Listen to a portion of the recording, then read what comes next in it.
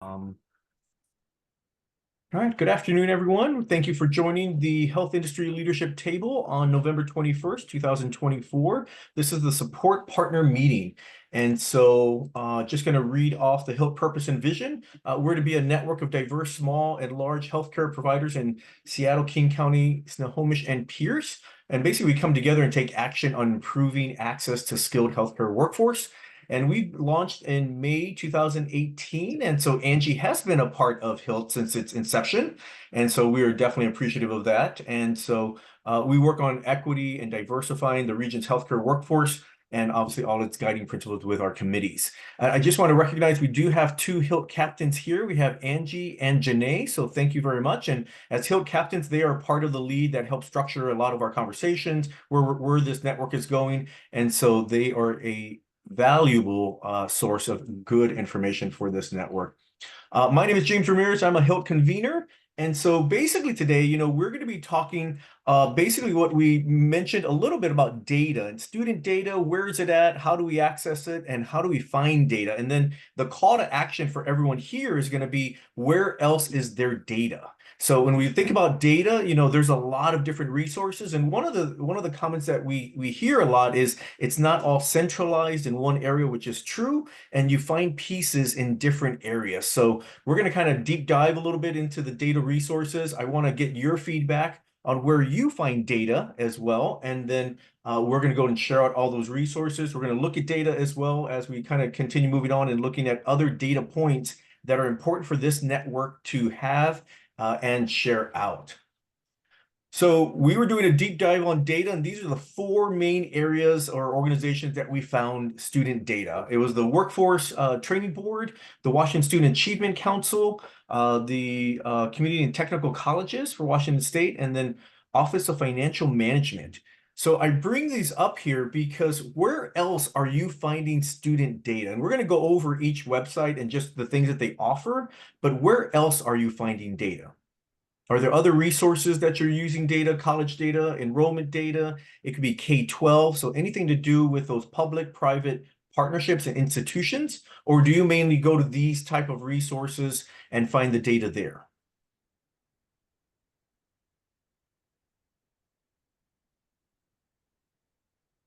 And some other resources you can find data obviously is on the college websites. A lot of them have their own specific data. So these are those broader, more collective data points and centers.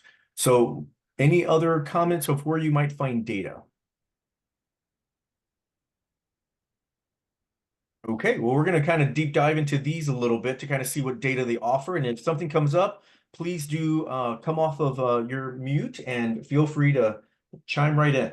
So in data collection resources, the first one we're going to look at is the Washington Workforce Board. I do have as I'll send out this slide deck afterwards, we do have the link here. And really, there's four different areas that kind of report to the Washington Workforce Board. You've got private career schools that report all their programs. And that's really important because as we look at kind of those public institutions, where do all the private institutions have to report to? Because we want to keep up with that data. As you know, sometimes in those proprietary institutions, we know the model can be a little wanky at times where, it pushes and pulls with students. They don't, the experience that I had is they don't all have those robust student service advocacy departments. And so this is where all private college schools report their data to student enrollment, graduation, completion, those kinds of things. And then obviously the community and technical colleges also report to the Washington Workforce Board, and they only report non-credit certificate programs. In addition, you've got your public four-year colleges, your private four-year colleges, and these are mainly due to the eligible training provider list in which we're tracking that data. So once again, this is where data that have regarding their withdrawal, admissions, and graduation and enrollments. So yeah, Amy, thank you for the message. So what else do you see data here? And this was the data presentation that we had from the Workforce Board, which was fantastic. And in each majority of these websites, there is a dashboard. There's a dashboard of where you can kind of look at specific data. You can whittle it down all the way down to an institution or a program. So this was what we found on the first part. Any comments regarding Washington Workforce Board? Okay, we're going to move on now to the Washington State Community and Technical Colleges.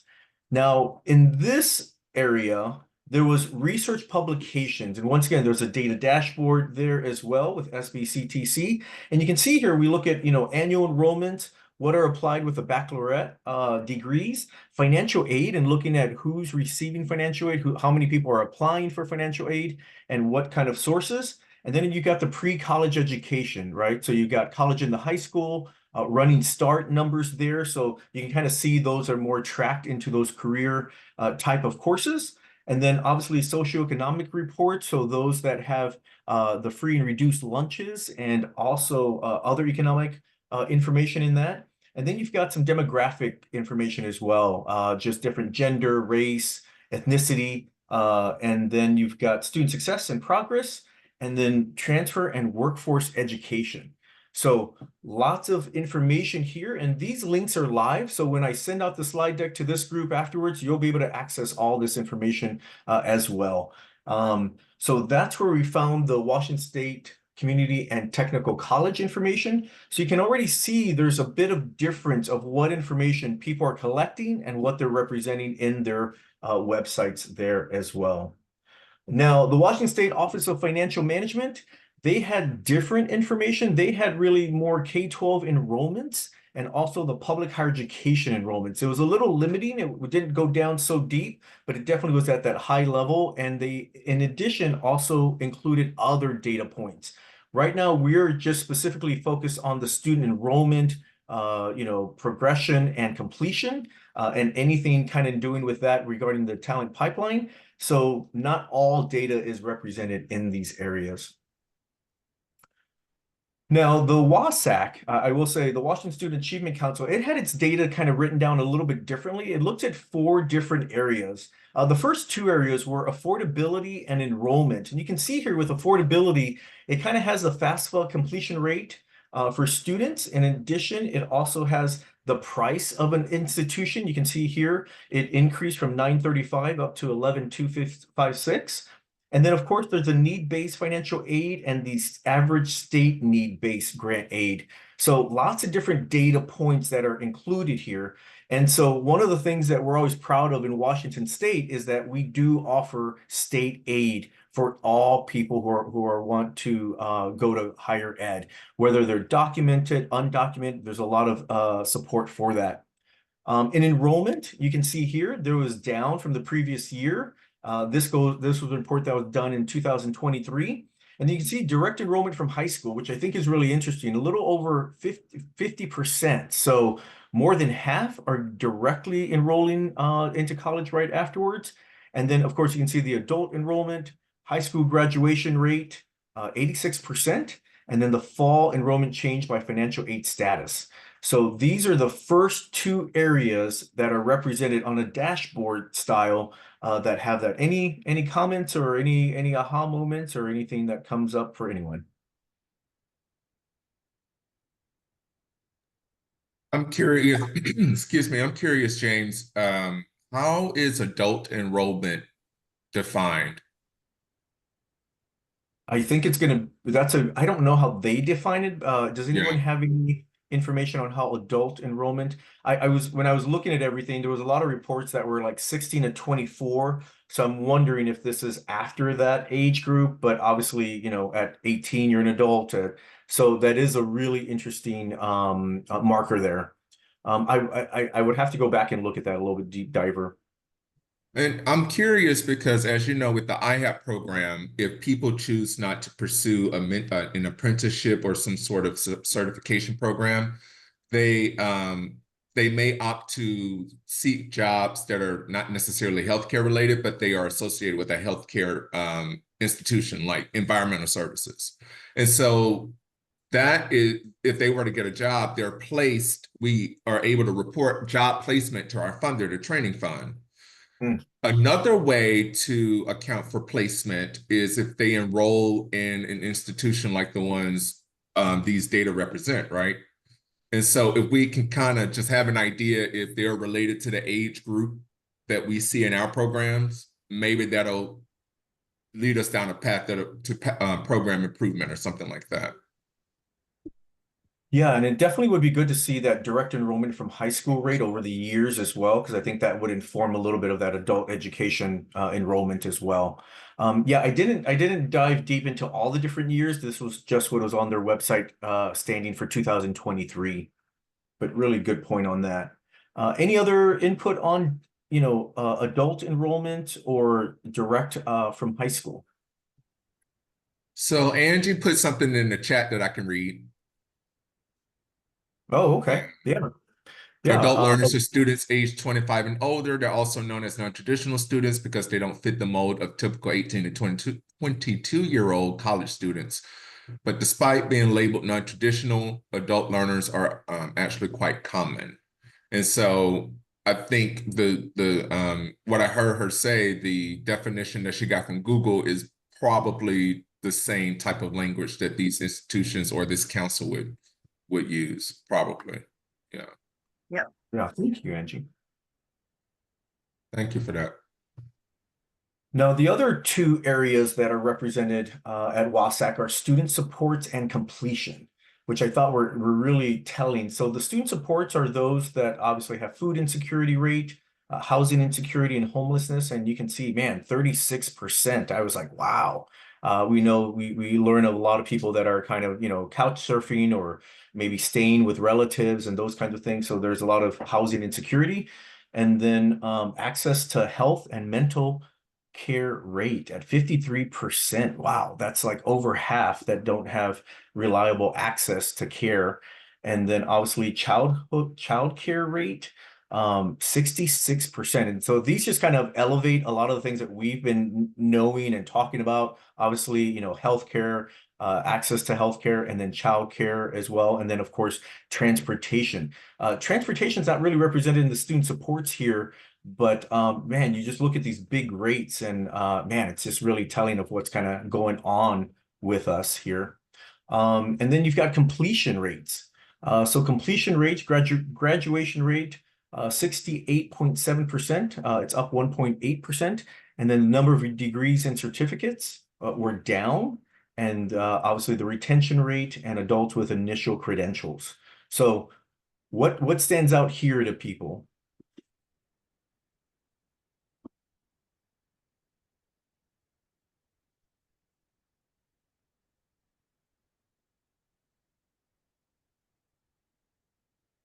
And as we're looking at these data, what I want you to start thinking about is what's represented here and what are the parts that are missing, if anything. There could be nothing missing and we have a full collective picture of what's kind of happening in our ecosystem, or are there other parts that we want to get a little bit more information? So, yeah, really good data points. When we talk about accessibility to childcare and how we want to, do future planning for funding requests to kind of help fill gaps with certain stipends and things of that nature, I don't know how we are able to account for what appears to be an ongoing threat to access to reproductive health care. Mm. And what will that do to these numbers here? And is there anything we can do in the interim to sort of soften whatever blow that may come from that?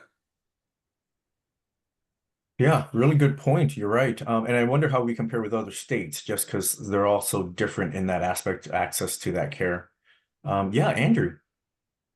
Oh, I just would also be curious, like, what of the 20% that are not continuing, that are, completing, how many of those have the unreliable access to healthcare, childcare, housing, or food, right? Like, that Wow. would be an interesting development. And I'm also curious to compare unreliable access to mental health um, with this population to, like, I guess the rest of population and to see, like, I think that's pretty close, 50%, like not basically half of the people that are even looking for mental health support are not able to find it. I mean, it's just almost epidemic anyway. Well, and I'll just bring in the King County Consortium, where we're going to open up those 5 treatment centers, those crisis care centers in King County in the next 2 years. Hopefully that will help that effort as well. Keith, it looked like you were going to mention something. Was that Andrew that just made those comments? Mm-hmm. So I wanted to talk about how that has shown up in IHAP. As you know, James, we have monthly meetings with our career navigators, as you all know, have direct contact with our participants. And so we're getting in the process of better documenting barriers, because the word barriers can be vague.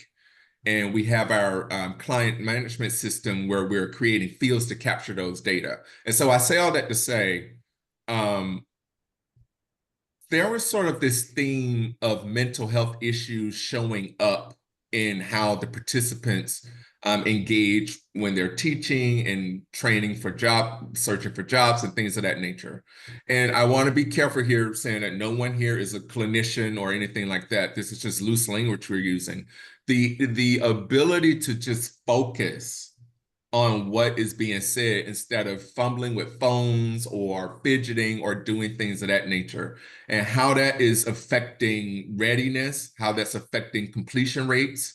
And is that something that's beyond the scope of the career navigators? Like, what do we do with that? I don't know. Wow, that's a really good question. Yeah, what do you tell people if they are tied to their phone? In fact, I was at a meeting this morning, and I will say the person next to me kept going to their phone like nonstop. And you know, and at one point I was kind of like, what are they doing? I just kind of looked, and they were buying clothes, they were shopping, and I was like, wow. And I just thought it was interesting because I don't think I could pay attention enough to the presenter if I was shopping, buying clothes. I mean, I just thought it was really interesting. But I also wonder if people just have a fidget, right? Where it's almost like smoking a cigarette in a sense. You know, you do have this action, but now you have this action, and it gives you something to kind of, you know, rather than just stand there and look a little just somber or kind of just, you know, paying attention. Definitely different. It could actually help in retention, because one of our colleagues, when we're in our meetings, he doodles. And if I ask him a follow-up question, he's able to articulate an answer that demonstrates that he's paying attention, even though he's not looking directly at me. So that can be a slippery slope, right? Trying to figure Good out point. what it actually is. And I do think it's something that we have to respond to. I just don't know how. Anyone else see this type of you know, with clients or with Yeah, you, yeah, yeah? yeah. Keith, I think it's really, Keith, this is a really good topic because this is something that kind of is very meaningful in our times right now, right? I mean, it's just like when you go to a meeting and everybody's, you know, off their screen, including myself. I'm not gonna lie. But what I do think, I just read a study on this because I was so interested in this, and I've learned this about myself recently. So there are different parts of the brain that we use when we're fidgeting or doodling versus when you're on the phone. And if you even do this experiment for yourself, you will see that when you're on the phone, you are focused with what's on that phone. Like you are looking at the images, especially if you're doing something active like shopping. But if you're doodling or fidgeting or coloring, you can hear every word. And in fact, it intensifies the ability to listen because you're just your head down and you're looking at whatever you're looking at, but you're doing it mechanically, just like driving, right? So it was really interesting because I know this for myself, but as far as being able to support it, like I think you are absolutely right. And to be honest, I'm from a time where not too long ago, it was okay to take a student's phone away. And it still is in high schools. There are a lot of teachers that say, you know, phone goes in the basket, whatever. But in an adult world, it's a little harder to say that. You know, you can say it 10 times at a meeting, like, please put your phones away. We're going to focus on this, or, you know, during a conference. But I think one of the options might be to say, we're asking you to put your phone away, but we're going to provide you with this doodle paper or this coloring paper or these fidget pieces or whatever. And I saw this recently at the it was a rural health conference in Yakima, and it worked really well. People actually picked up the fidgets and the papers and stuff. So it might be an option, but it's certainly not and never will be the answer. We're just living in different times. So I think the answer is so much deeper than that, Keith, but it is definitely an issue in our society today. Well, and we also know that with child counseling, a lot of times the counselor will have an active game with the kid or the child at the same time. Because as we mentioned, doodling, playing a game, they can talk and they're kind of actively in that. That's one of the techniques that counselors use with children and adolescents as well. Yeah, doodling, man, doodling, fidgets. Does anyone offer these when they do a presentation or a session or a training? I mean, do you bring fidgets with you? Which might not be a bad idea. Which, like I said, they just did it at a rural prevention conference in Yakima. They bought fidgets, they bought coloring paper, they bought little activities that were in the middle of the table. And this is where I made the realization for myself that I actually hear every word when I'm coloring. But when I'm on my phone, I don't hear a darn thing, right? And so ever since then, I brought my own little doodles to these present like long conferences and that.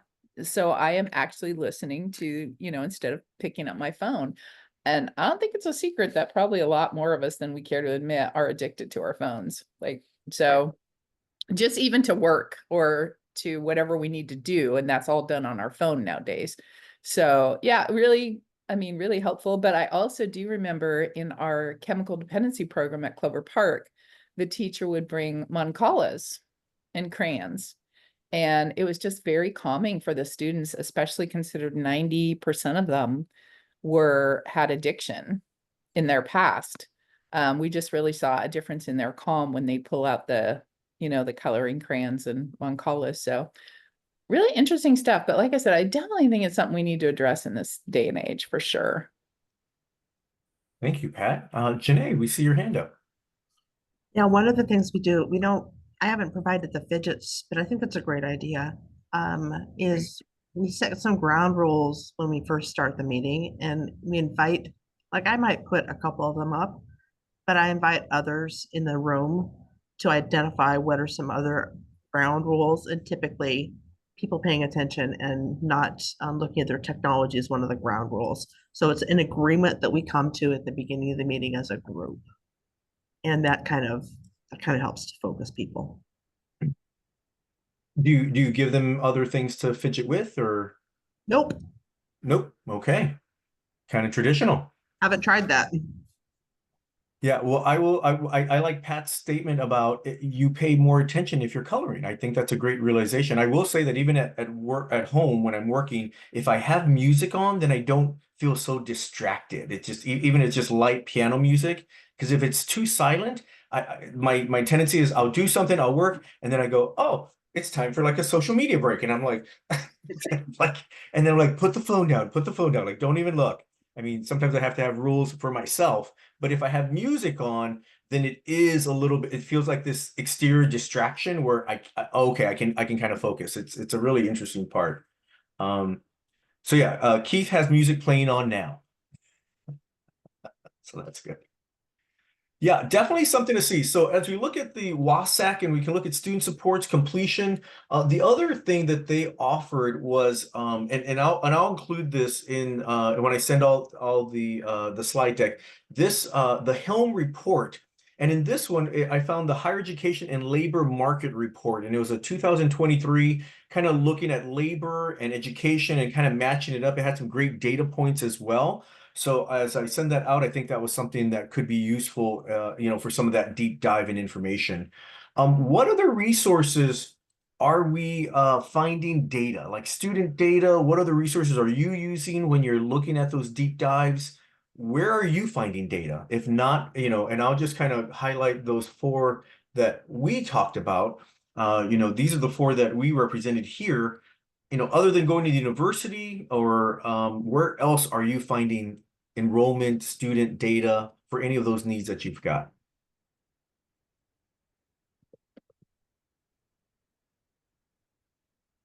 Anywhere else?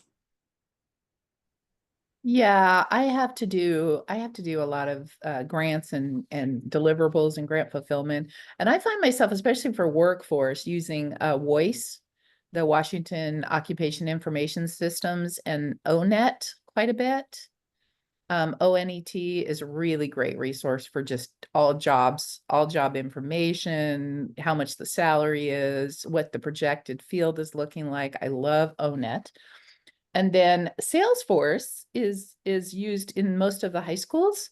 And so if I'm looking for something very specific in a high school, I will reach out to like a CTE director and ask them to find that information in Salesforce for their region. And some of them love that data and love to get really down deep into it. And they're like, yeah, let me just pull everything under the sun for you.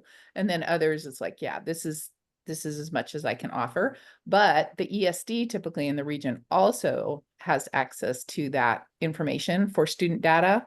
And so sometimes you can reach out to the ESD in the region, educational service district, sorry, in that region, and get some pretty good information as well from the person that mans those, the Salesforce and whatever student data application they're using. Thank you. Yeah, I was not familiar with Voiced, and I know ONET from a career survey, careers and that realm, but not necessarily like looking for other information regarding students. But I think you're right about job information and Salesforce. I had no idea you could use Salesforce that way. Oh Wow. my gosh. Yeah, Salesforce has a ton of dashboards. And like I said, some like the CTE director out in Yelm, she absolutely loves Salesforce. There's a lot of directors out there that really like Salesforce. But yeah, it has great dashboards. We actually are starting to use it for AHEC work. There's a couple of people endeavoring into it. But yeah, it has great dashboards, has great information. And like I said, the ESD usually mans that information or has somebody who has the key to that information, and they will typically give you no student data, specific data, but they will give you student data without names, and they can help you with that typically. Thank you, Pat. And Keith did like your fidget ideas, so I think Keith, it sounds like you're going to try it, maybe. Yeah. Maybe. And what I need to do is touch base with the team to see which strategies they've already implemented and maybe they're effective, and then introduce these as something to consider. However, the meetings that I've attended is something that they've mentioned as a priority, but not a high priority. And I think this idea gives them something to do to meet their participants where they are. And they're open to seeing whether or not it works or doesn't work. So I think it's good for that. Thank you. Well, and one of the other areas that we looked at was EDRC, and this had these data up here. It's the statewide public four-year dashboard as well, and it had some student enrollment. You can see kind of the different areas there, student progress, and then degrees and graduation. So once again, here's another resource that you can find some of that information. And once again, not one site has all the information. You've got to kind of go to different pieces, or you kind of stay with the one that you like the most. Has anyone ever used EDRC data? Is that something that's common for individuals? Yeah. Okay.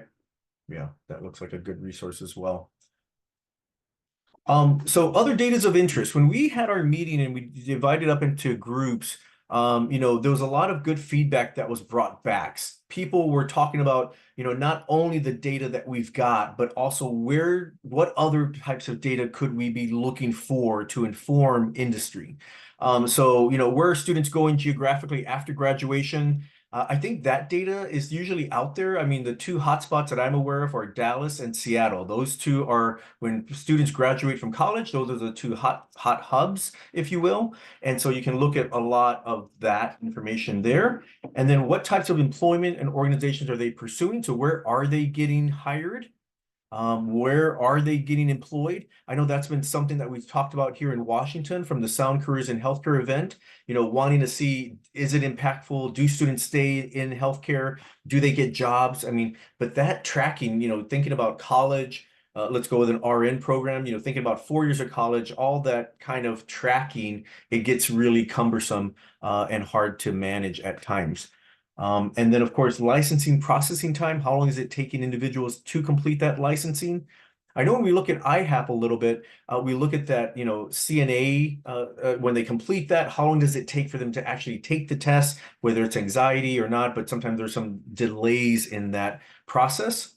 And then once again, how are colleges, institutions linking with employers? So how is that connection kind of happening there? I see that Pat put something into the group chat. Another tactic that we often forget is just to be engaging or having engaging presenters. Oh, you mean for the widgets? Gotcha. Thank you. Yes. WDCs also track workforce data and are eager to oh, okay. WDCs. Oh, thank you for that.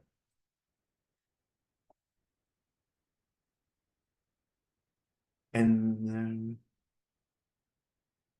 I want to share something so about the license. I'm sorry. I was just laughing at the license plates. It's okay. It was a funny. So the licensing process timeline, I think that's a broader problem we're seeing. With the maritime part of the work that we do at SJI, there are like just just unbelievable backlogs with getting certain type of certifications and credentials, and it's affecting our programs because people are on a time crunch and they have financial responsibilities that they have to meet. And so I don't know if that's isolated to the healthcare sector. And you're right, James, with the CNA process, we're seeing as long as 12 weeks sometimes, but we set up the program with an 8-week time frame. So that creates some gaps in, being able to keep people engaged and, offering financial stipends to get them through the whole process. So, yeah, I just wanted to add that tidbit. Yeah, thank you. Yeah, Amy, see your hand up. I am not sure how stable my connection is going to be, so I'm going to try this because I want to put this out there. I think folks who are in a similar healthcare institution like ours, where we're a multi hospital employer, I think one of the barriers to some of the training components are the folks who we have available to train those students so that they can get their certification and they can get their license. And so I don't know where that, when we're looking at data, I don't know where that comes into play. But I do think that that is probably one of the, if not one of the top barriers for some of the educational advancement for folks. So again, having the mentors, having the folks that people can, while they're doing their on-the-job training, can be supported by. So I don't know if we have any data around or have access to any of that kind of data. To Anyone see that side familiar? by side. Yeah, anyone familiar with that?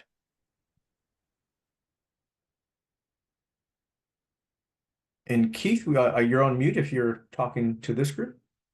No, okay, just making sure. Amy, so the data that you're looking to find, can you kind of rephrase that, in a statement, so to speak, that you'd want to find data on? Essentially, how many folks do we have in healthcare professions that would be available to train students in these areas of focus? Does that make sense? So not necessarily the instructors, and from the higher education end, folks may be experiencing this as well. But a huge part of this is they have to be, when they're going as part of their training, they have to be doing, some sort of clinical in many of these roles, and we don't have the bandwidth or the folks to mentor, to lead, to supervise that clinical, if you will. And so I'm wondering kind of that's what we're hearing anecdotally, but I don't have any data as to, like, we need to look at who's in the healthcare profession long enough, and who's been in their role long enough to be a mentor versus, the new folks who are maybe 1, 2, 3, 4 years into their career. So Amy, what career are you in? So I work for Providence Swedish. You work for Providence Swedish. Okay. Yep. There's a meeting, and James, you probably know about this. Dan Ferguson does it monthly, and he connects. He's the Allied Health Center of Excellence. I think popping in on one of his meetings or just even reaching out to him directly, although he's a hard man to track down, might give you a better answer to that question, because he does have access to a lot of healthcare provider educators. And they might have an answer for that. Does that make sense? Yes. Sorry, I cannot come off mute. Yeah, Yes, it does. yeah, he's everywhere. He knows everyone. He has really great connections, and he runs a CTE for community and technical colleges, and they talk a lot about that kind of thing. And then I'm just trying to think, other than that, your local community and technical colleges might have somebody who's willing to step in, but as far as data goes, I don't even have a clue on where that's why I would hand it over to Dan. Thanks, Anyone Pat. You else? said Dan Ferguson, right? Yeah, Dan Ferguson Center of Excellence, and I'll see if I can find his email and put it in he's usually everywhere. I'm surprised he's not here today, James. He's usually everywhere. So let me find his email and I'll pop it in the chat. Now, what about our other industry partners? How do you assess when someone's ready to become a mentor or, take on that clinical rotation as maybe a lead? I would say like a clinical instructor, but I think that's a little bit different. How do you assess that? What are the parameters? Is there a standardized assessment? I mean, I don't know if that's something, or is it more those that are willing and able to, that they get the opportunities to do that? How is that assessed? I'll pipe in just real quickly. I think it's going to depend. There's so many dependencies there, because you might have someone who's experienced enough and is ready to potentially mentor someone. However, because of staffing ratios and things like that, they just might not have the capacity, to have that additional responsibility. I think this is always the kind of the back and forth with employers, because we want to get students and we want to get people in, and then we don't have the capacity due to staffing levels, because we don't have enough new people to be able to fill the needs that we have. And so then that limits us to be able to bring in additional students for clinicals, because we don't have the capacity to be able to really provide them with the mentorship and additional training and hands-on, support that they might need as students. So it's kind of a chicken or egg, type of situation. Because if we were able to bring in these new students, ultimately be able to hire them, once they through their clinicals and things like that, then that would help us. But we end up being short-staffed and then not being able to provide the clinical support for students. So it's always a huge challenge. I do like the idea, though, of, figuring out, even as an organization, like what is the level of experience and things like that we have. If people have 3+ years of experience to be able to support new students. However, I don't know how that would really overlay with the capacity that those folks might have to be able to provide that mentorship on site. Yeah, you're right. It is kind of a double-edged sword there. Are there mentoring programs out there for I'll say healthcare workers or RNs, or is there mentoring programs in the healthcare system? Like, is there one at Kaiser or Providence, or y'all do have mentoring programs? Well, we have mentoring programs. We have mentoring training and support for folks who will be mentoring and supporting students.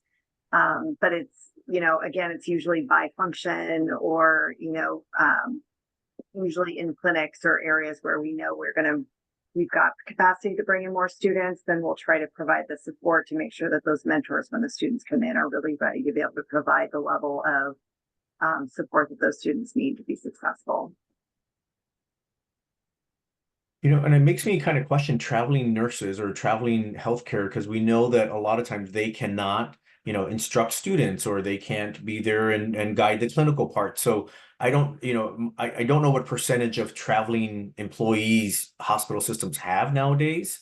If anybody has anecdotal percentage, I don't even know what that would even look like. But I know that's another barrier as well. So when we're looking for those opportunities, you kind of have a shrunken availability of people because of some of these different parameters. I'm not a data person. I would be interested. I am assuming that the data we have on the nursing shortage and the doctor shortage, right?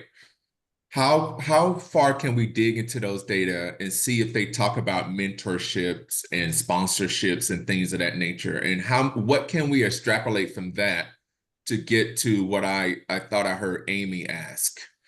Are there any data people or data proximal people that can kind of talk about, the robustness of those data about nursing shortages, kind of back to James' point around traveling nurses and doctors?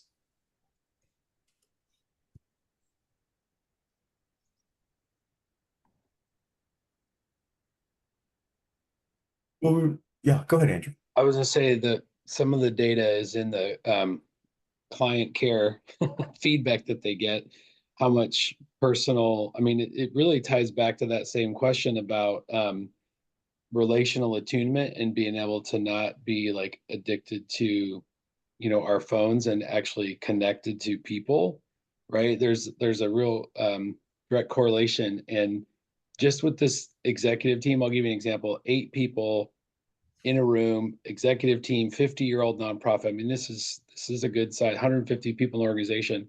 And out of 8, only 2 had ever worked on their core values, right? Their own personal values, right? And so what that leads me to believe is inside that culture, or just the nonprofit culture, and some have worked for a profit, not, they've gone back and forth. But I'm just saying, there's not a lot of coaching going on. There's not a lot of mentorship going on. And I just think the same way I told my son, imagine you're taking an extra class in middle school now called social emotional development, right? This is sort of like if you could bolt on into the, whether it's nursing or medicine, the healthcare programs or any pre-apprentice apprenticeship, bolt on leadership, right? Like working with other people, communication, leadership, because so many people will learn the technical skills. And I brought this up on the call we just did, right, James, the check-in, sorry, what do you call that call again? The quarterly meeting? Yeah. That there seems to be a lack of consistent training on everything from, communication, management, leadership. And it's, it's literally a human service that we're providing. So it would seem to be like ultra, or vitally important. So anyway, I know there's like mentorships groups and silos in different companies, and various levels of structure. And so it'd be really, personally, if you know of anything that's going on like that, I would love to be in touch with those people, because I would love to encourage that part, because I'm not the technical part. I don't even go, I need to go see my doctor. I haven't been to the doctor in like 3 years. So, so confession time. Uh-oh. Yeah. Anything else with mentoring and professions? And Amy, I wanted to make sure I understood. So you're asking mentoring for students, not necessarily for people that are Well, already working.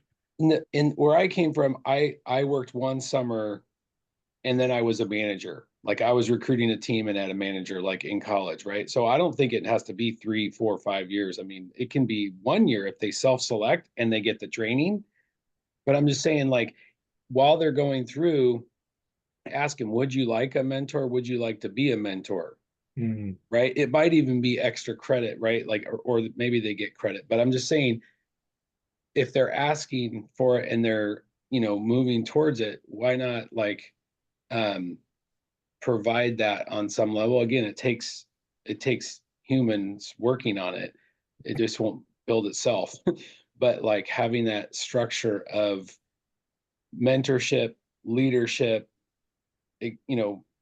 executive level. I don't like the word executive, but just that, you have to develop a set of skills to be able to go from, leader of self, leader of team, leader of organization, leader of company, right? Like it's vast.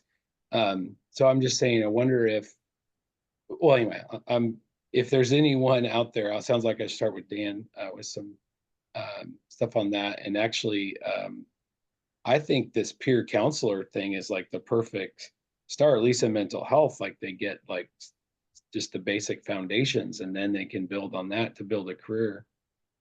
Hey, Andrew, I know we're getting probably way off topic here, but I think that there's a couple people that I recommend. One, we have for the Area Health Education Center scholars, we have a lot of students who are in scholars programming that would probably love to mentor. And there are 125 of them across the state in different regions, so it might be a good thing to tap into. The other thing I think of is HOSA students, like Health Occupation Students of America students. I mean, they're looking to put stuff on their resume. Yeah, maybe they're seniors in high school, but they may be able to, I don't know what level we're talking about here, but I mean, that's usually something that they're very interested in doing, those kinds of things. So, but if you're talking about more advanced students, I would definitely check out any scholars program in healthcare, because that's usually something, again, that helps them pad their resume. It's something they're genuinely interested, especially if we're talking about rural healthcare or urban underserved healthcare. Yeah. Thank you. Yeah, good recommendations. I would definitely echo those. The HOSA program and AHEC as well. I mean, really fantastic programs there for students to get involved in. What other types of data do we want? What of those would be valuable? And this is not just a wish list kind of question. It's more what would be impactful for your work to help, inform your work and actually be utilized. Because sometimes we kind of ask for data, but not really figuring out how it's going to be utilized or what's the need for it. What other types of data, other than what we've presented here or we presented in the past, would be useful to inform your work?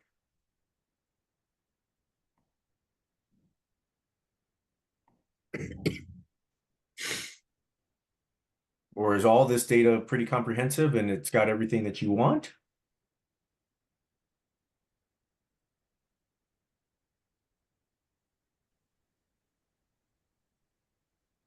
So just, enrollment numbers, completion, we got financial aid, we've got some in K-12.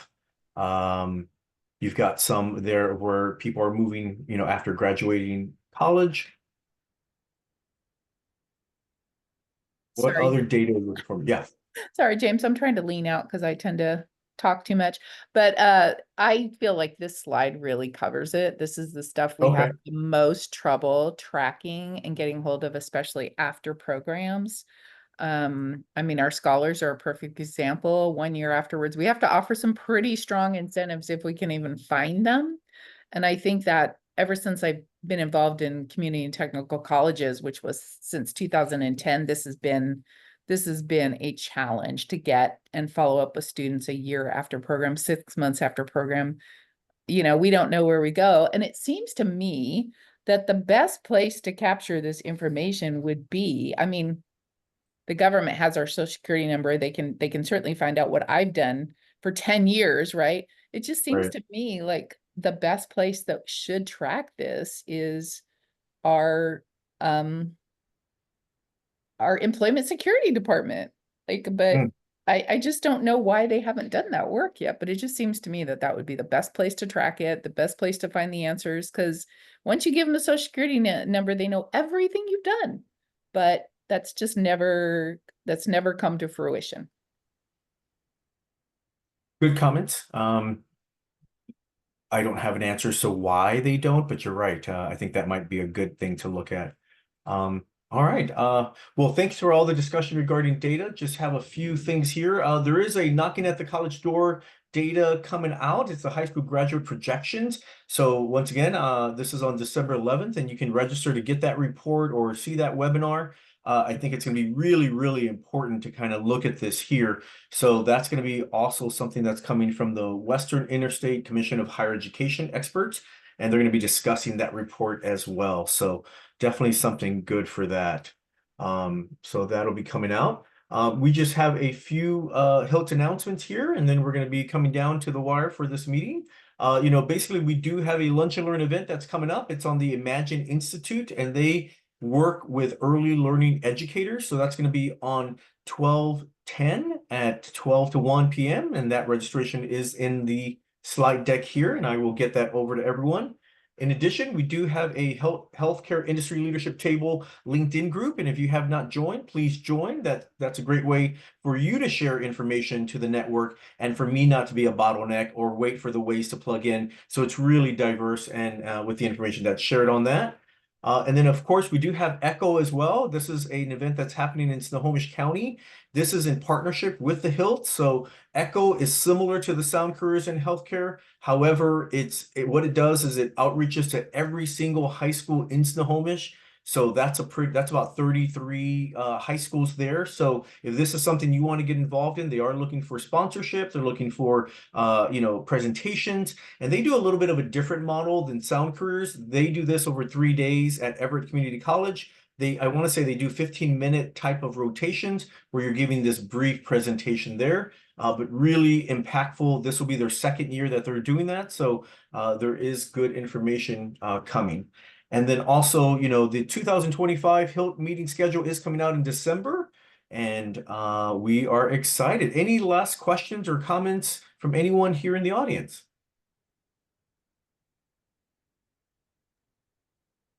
Great meeting, James. I really appreciate the opportunity to connect with everyone as usual.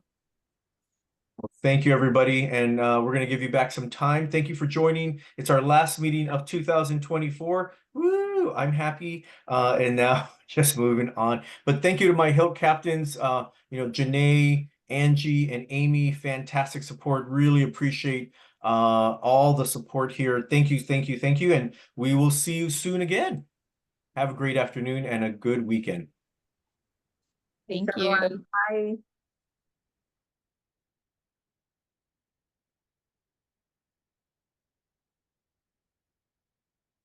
See you, Andrew.